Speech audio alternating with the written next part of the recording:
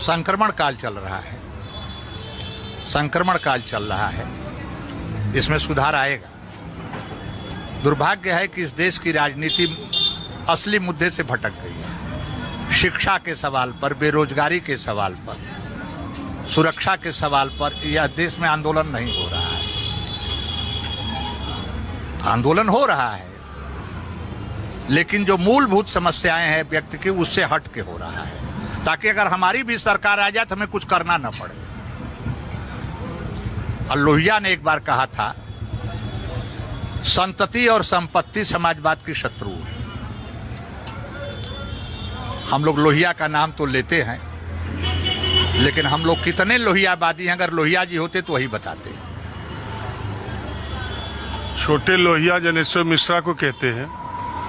उन्होंने उसी चीज को आगे बढ़ के ये कहा कि ये जो जाति के आधार पर जिन लोगों ने राजनीति की और जैसा जन समर्थन उनको मिला, खास करके उत्तर भारत में, अगर इन लोगों ने अपने परिवार और पैसे का लोभ न किया होता, ये सारे लोग पैसा बनाने और परिवार को आगे बढ़ाने में लग गए, नहीं तो इन लोगों के पास लोकतांत्रिक क्रांति करने की क्षमता विकसित होती। आप भी मानते?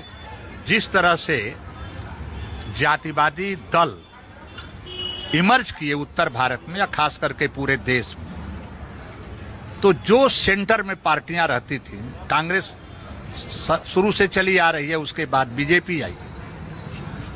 मोदी के पहले बीजेपी का आभा मंडल कांग्रेस के आभा मंडल जैसा नहीं था। तो जो प्राइम मिनिस्टर था, जो मिलीजुली सरकार का दौर आया, तो उसकी पहली रणनीति हुई कि क्षेत्रीय नेताओं को भ्रष्ट करो। अगर ये भ्रष्ट नहीं हुए तो हमें सरकार नहीं चलाने देंगे, हमको धक्का मार के हटा देंगे, खुद ही देश की सत्ता अपने हाथ में ले लेंगे। और सरकार अंतर्राष्ट्रीय राजनीति के लिए, विदेश नीति के लिए, अंतर्राष्ट्रीय निर्णय लेने के लिए सरकार का अस्तित्व खतरे में रहेगा, स्थायित्व नहीं रहेगा। अगर इनको हम भ्रष्ट किए रहेंगे तो फाइल दिखा के सरकार का स्थायित्व बनाए रखेंगे। ये मैं नहीं कह रहा हूं। मैं किसके साथ? नरसिंह राव के साथ। एक स्वर्गीय प्रधानमंत्री नरसिंह राव के कथन है, स्वर्गीय देवेंद्र द्विवेदी नहीं है, उनके बूजम फ्रेंड हुआ करते थे, उनसे उन्होंने इस बात को कहा था कि अब क्षेत्रीय दलों का दौर है, जातिवादी दौर है, इसमें क्षेत्रीय दलों के नेताओं को भ्रष्ट करना ही दिल्ली में सरकार चलाने की कुंजी है।